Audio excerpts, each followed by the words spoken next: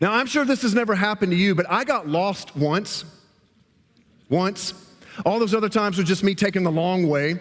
But one time I got lost. It actually happened in the desert near Page, Arizona. And I was with my son Silas, who was 13 at the time. And Silas and I spent a week in Arizona. We hit up the Grand Canyon and Sonoma and Lake Powell. It was an absolutely incredible trip. We had just a blast together. And a lot of our time together there was spent hiking in July in Arizona. In fact, on the last day that we were there, this is crazy, it was 118 degrees in Phoenix. But don't worry, it's just a dry heat that will melt your skin off. So anyways, one day we wanted to see a Horseshoe Bend. And so Horseshoe Bend is actually this famous bend in the Colorado River. And so we hiked down to the area where there was a spot to see it and to take some pictures, and it was breathtaking. It was absolutely beautiful. The problem was all the other people around us at the moment. Now, I don't know what your personality is like. I'll give you a real quick glimpse into my personality at least. It's like when I go somewhere like that, I want to get the picture that no one else can get.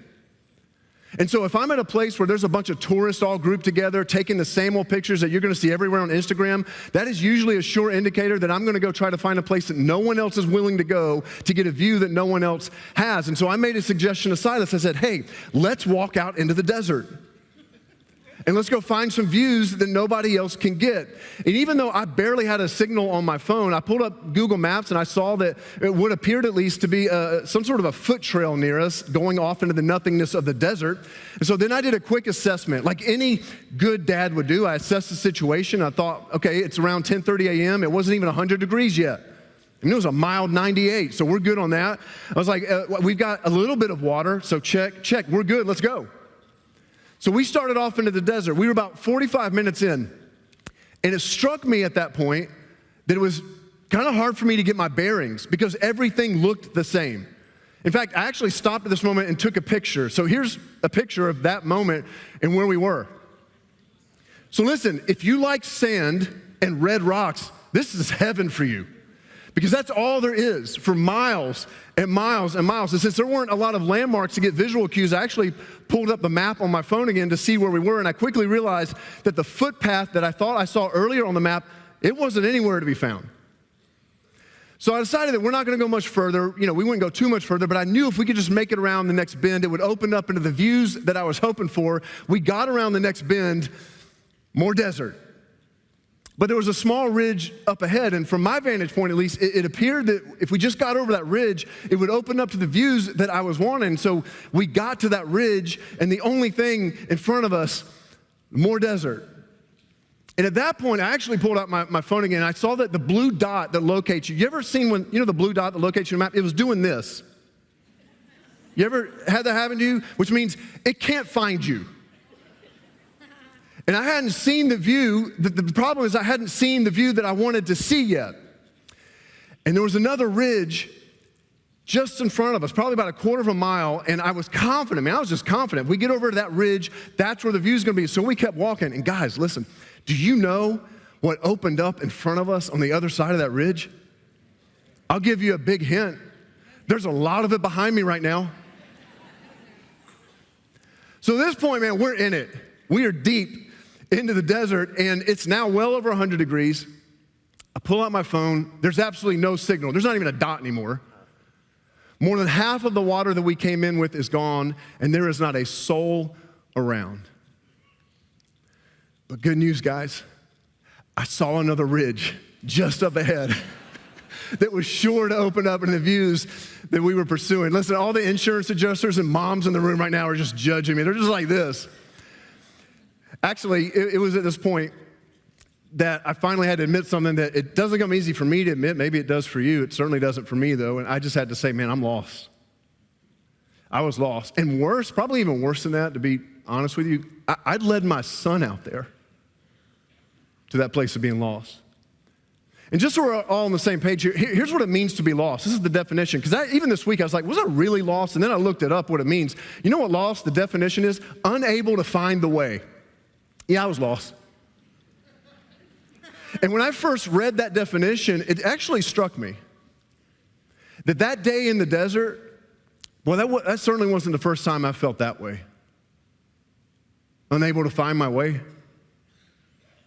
See, most of us We've never wandered around the wilderness in northern Arizona, but I would guess we've all had moments in our lives where we felt a little bit lost, a little disoriented, without having our bearings, not really knowing how to move forward in life. We've all felt the vulnerability at times and the fear that comes from the sudden realization that we really don't know how we ended up where we ended up in life. We've taken wrong turns. We've made decisions that we regret, but we don't really know how to course correct. You know, one of the things that I love most about the Bible is just so honest. It's so raw and real. It's just filled with stories of men and women who express this and kind of articulate what it feels like to be lost, unable to find their way forward. In fact, there was a man who lived about 900 years before Jesus who gave voice to this feeling. He was one of the wealthiest, most influential, most powerful men in the world at the time. He was actually a king, and his name was Solomon.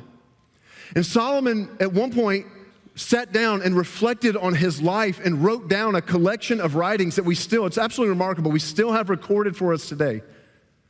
That he sits back and he just reflects on his life and some of the things that he's learned. And some of the things he wrote down, man, it still rings so true. At one point, as he reflects back on his life, he actually makes this observation. Listen to what he says here. This is Ecclesiastes chapter 2. He says, "But as I looked at everything that I had worked so hard to accomplish, it was all so meaningless. Like chasing the wind." See, this is why people stopped inviting Solomon to their Christmas parties. Like, that's a buzzkill. He's the one like, it's all meaningless. It's like, we got it, dude. But see, Solomon actually had come to discover something. Solomon has spent years running after meaning, chasing purpose, pursuing happiness, chasing fulfillment, and he had convinced himself that it was just around the next bend, just over the next ridge. In fact, right before he makes this statement that we just read, Solomon goes through a laundry list of things that he had convinced himself he needed in order to be fulfilled. Ecclesiastes 1 and 2, you should read it. It's crazy. It just lists all these things. At one point, he talks about how many women he chased. He chased women and had lots of women. That didn't do it for him. He chased wealth, and he got a lot of it. Didn't do it for him. He built a company, built an empire. He denied himself no pleasure. He pursued education at one point and thought if he could just master certain subjects and grow in his wisdom, that would do it. Didn't do it. And at the end of the day, after chasing all of those things that he was convinced would bring him happiness, he makes that statement. It was all so meaningless. It's like chasing the wind. Man, I'm amazed sometimes how far we will go in pursuit of an experience that we've convinced ourselves that we need in order to be fulfilled in life. Some of us are convinced that once we get the relationship, like that's the ridge for us. Once we get the relationship, once I get the boyfriend, once I get the girlfriend, once I get married, that's the ridge. Just over that ridge, that's where fulfillment will be. That's what I need most. Some of us are convinced ourselves that just over the ridge of success and awards and recognition, like if we just get there, I'll have what I need most. Just over the ridge of income, we have a certain number in our head. Like if I can just make that much, that's what I need most. Just over the ridge of making the team or getting in with those people or being invited into those friend groups, then I'll have what I need most. And so what do? We keep running to the next ridge, around the next bend, only to discover the view's not there. And before you know it, you've gone around enough bends and over enough ridges that you finally pick your head up and look around and you realize you don't know where you are or how you ended up there. We look around at the landscape of our life and it's all a bit barren, just a bunch of sand and red rock. And it's hard to make sense of north and south. It's hard to get our bearings. And you find yourself saying things like, how did I end up here? How did I get here? You ever felt that way? You ever been there? Having made decisions in life, having gone down paths that you thought you'd never go down. And it was slow. It was just one step at a time, but there you are at a place in life that you didn't think you'd ever be, having done things you never thought you'd do. And how we end up there, actually, Solomon speaks to. He sums all of this up with one other simple and yet profound truth that he wrote down. This is what he said in Proverbs 14. He just said, I'll tell you how you end up there. He said, there's a way that seems right to man, but it ends in death. There's a trail that seems right. There's a path that seems right, that promises life and meaning and fulfillment. There's paths that we can walk down that promise a great view. And so we run down those paths deeper and deeper into the desert only to find a dead end. And you can read that and go, come on, man, that sounds like a stretch. Like, relax, Solomon. Like it leads to death. What are you talking about? But guys, come on, let's be honest. I don't think you need me to tell you this. You don't need me to convince you that there are some marriages that have died because a spouse decided to walk down a path that felt so right at the moment. Careers have died because someone walked down a path that felt so right at the moment. Reputations have died because we walked down a path that felt right. It felt right to single-mindedly pursue success and recognition in our industry, but it came at the cost of knowing our family. It felt right to pad the numbers a little bit, but it came at the cost of our integrity. And listen, man, I'm not trying to throw shade here. I'm just saying that Solomon is articulating what so many of us have already come to discover in our lives, that there's lots of paths out there that seem right, that ridge looks really promising, but it doesn't lead to life. And we keep running further into the desert until it finally hits you. You're lost. And some of you know all too well what Solomon was talking about. Because if you were being honest today, you feel a little bit lost today. And 900 years after Solomon wrote those words, giving voice to what we've all felt at some level, Jesus enters into the world.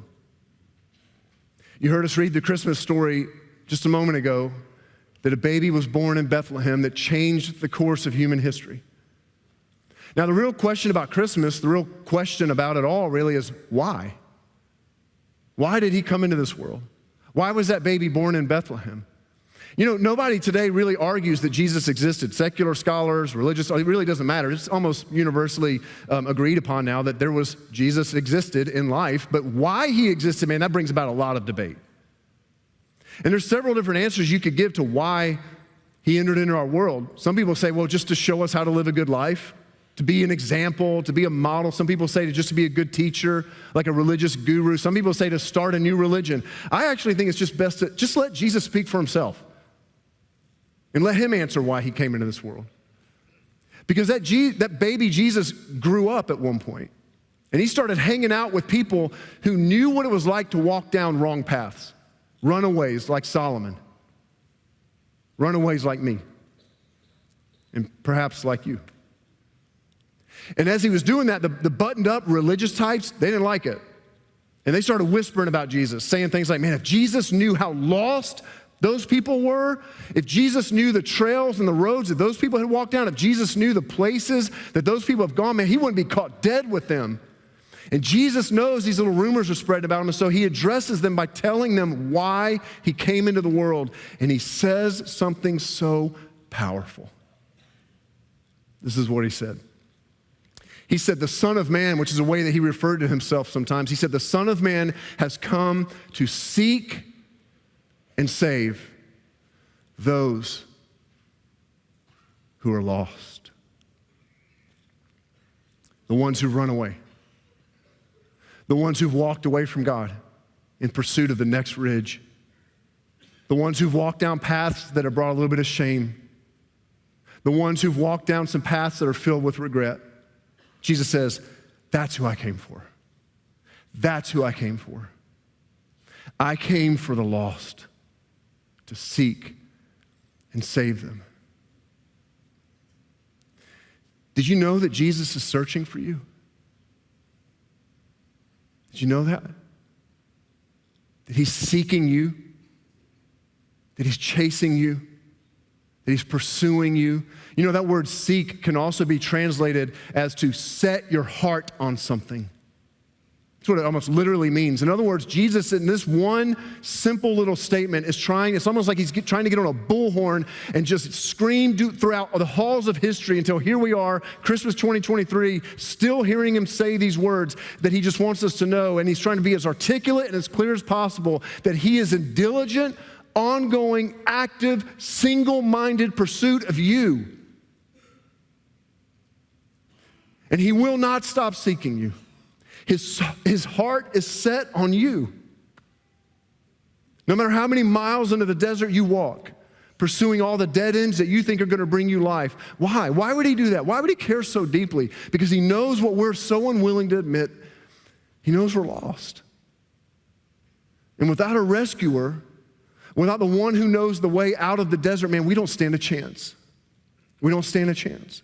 Which is why he said that not only did he come to seek, but also to save, to rescue. Guys, what if that's true? What if that's true?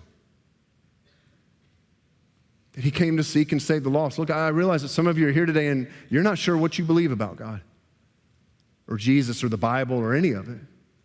But even if that's the case, you should at least ask the question, what if that's true, what Jesus said? That Jesus came to seek and save those who are lost, those who are not able to find their way because of decisions they've made and how far they have run away, chasing meaning and fulfillment in everything other than him. If that's true, what would that say about you? How valuable you are, how loved you are. If that's true, what would that say about God and how committed he is to you? I came across a story recently about a family who had their lives absolutely turned upside down on September 21st, 1997. Because on that date, there was a 2-year-old little boy named Guo Shenjin who was abducted at the door of his home while his mother was cooking dinner inside. It was actually at the height of China's one-child policy, and if you don't know what that is or aren't familiar with it, the one-child policy was really a restriction on families on how many children that they were allowed to have, and families wanted to ensure that they had sons, which led to a significant uptick of kidnappings at the time that were providing children to families. Some estimate up to 70,000 annually. When Guo Jinjin's parents discovered that he was lost, man, they were frantic, distraught. And along with family and neighbors and friends, they fanned out all across the region to search for the boy. But after several months, the effort to find him slowed down a little bit. Well, I should correct that. It slowed down for everyone except his father. His father wasn't done searching. He wasn't done chasing. And so he attached 2 large flags to his motorcycle. And these flags had pictures of his son printed on them, and he set out all across the country in pursuit of his son. These flags had all sorts of different descriptions in addition to the picture. They had all sorts of different descriptions of his son that would help people to maybe recognize him or help people to see him, if they came across him. One of the little descriptors said that he has a scar on his left little toe. But the message that stood out most on those flags were the statements, "Son, where are you? Dad is looking for you to come home. Son, where are you? Because Dad is looking for you to come home." For over 2 decades, that father wore out 10 motorcycles, traveling 311,000 miles as he chased down any and every clue that he got. He wore out the tread on tire after tire after tire after tire in pursuit of his child. He was thrown off the motorcycle at one point on a particularly rainy day, and that was just the start of many near misses that father had, so many that he lost count. But every single time he was thrown off, every single time something happened, he got right back up on that motorcycle and he kept seeking his son down road after road after road. All the desolate roads that no one else would go down, he went down them.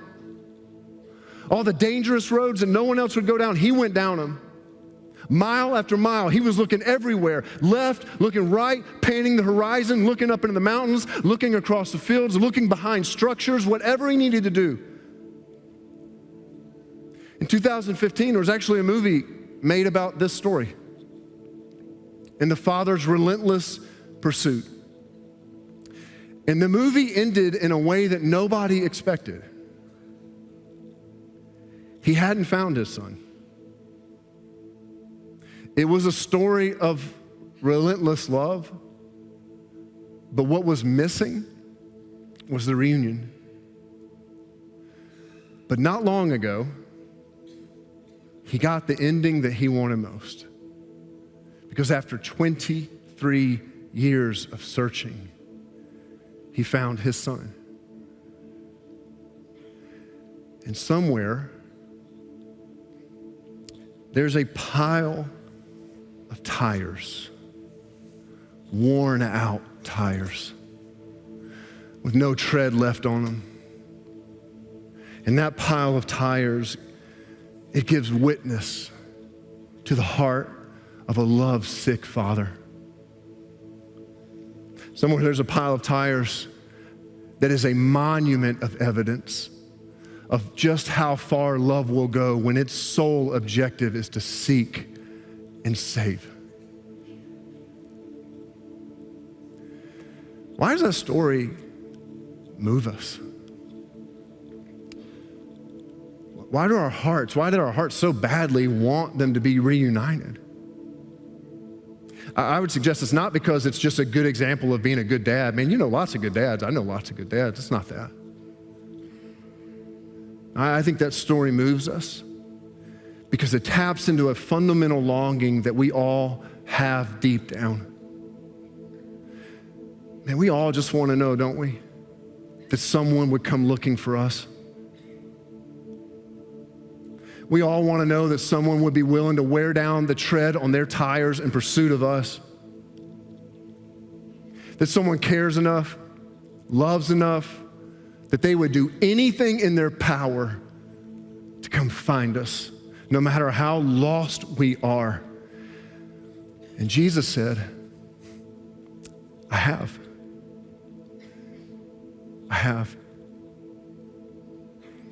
I came to seek and save those who are lost. And no matter how far you have run, he says, I will never stop running after you.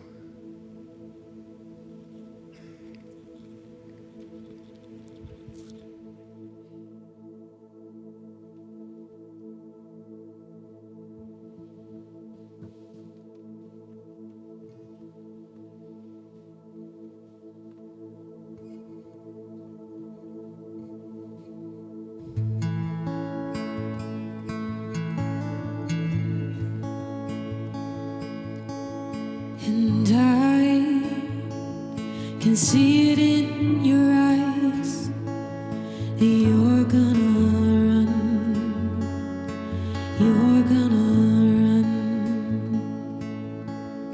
and I can hear it in the way that you speak to me, that you're gonna leave. So as you slip away, I will say,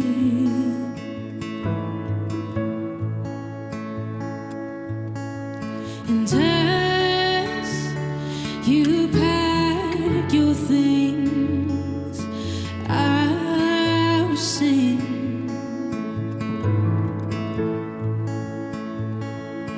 Even if you run away from me, over the mountains, through the valley, I will not rest, but search east and west to bring you back to me. Even if you sail away from me, across the oceans and the sea, I will move again like the mighty wind and blow you back with me. I'm gonna move again like the mighty wind and blow you back to me. Oh, oh, oh.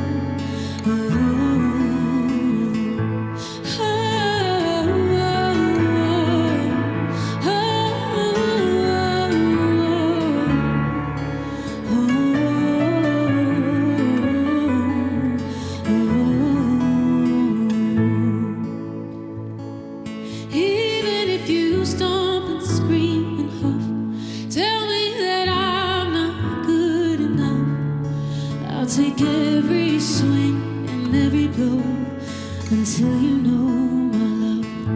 Even if you beat upon my chest, tell me that you don't understand.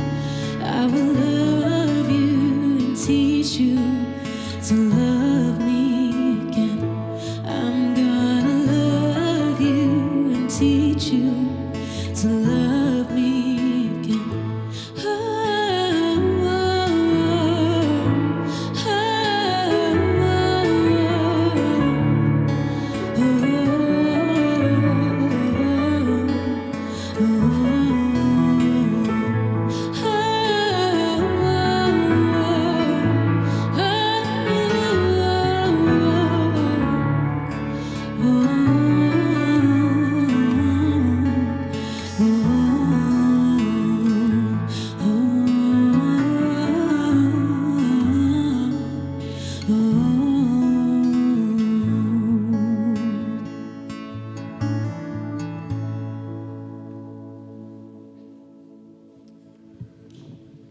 So Christmas